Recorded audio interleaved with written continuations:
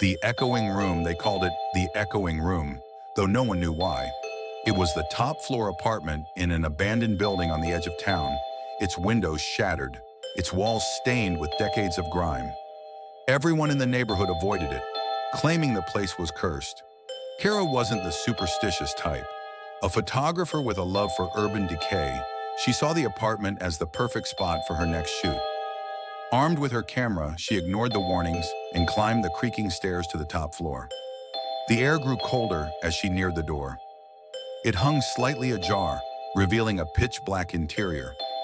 Kara hesitated for a moment before pushing it open. The room was empty, save for a single chair placed squarely in the center. The walls were bare, except for the faint outlines of handprints, hundreds of them, smeared in a dark, dried substance. Kara shivered, but she brushed it off as an overactive imagination. She set up her tripod and began to take photos, her camera's flash illuminating the room in brief bursts.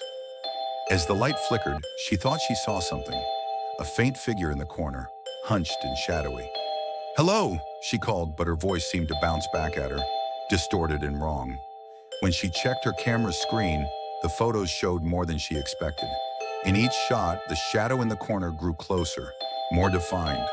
By the last photo, it was inches behind her, a gaunt, eyeless figure with a gaping mouth frozen in a silent scream. The door slammed shut.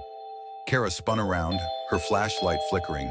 The room seemed to stretch, the walls groaning as if alive. The handprints on the walls began to move, dragging down slowly, leaving streaks as if something unseen was clawing its way out.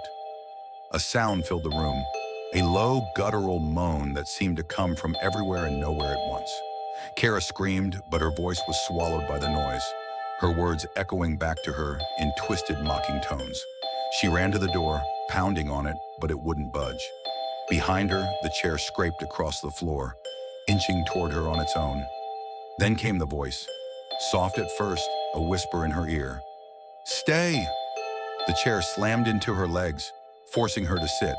The walls pressed closer, the handprints now fully formed arms reaching out, cold and wet, pinning her in place.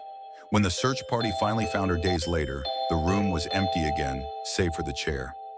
On the walls, new handprints had joined the rest, and carved into the back of the chair was a single word: listen. Locals say if you stand outside the building late at night, you can hear Kara's voice, faint and echoing, begging for help. But if you answer her call, you'll never leave the echoing room.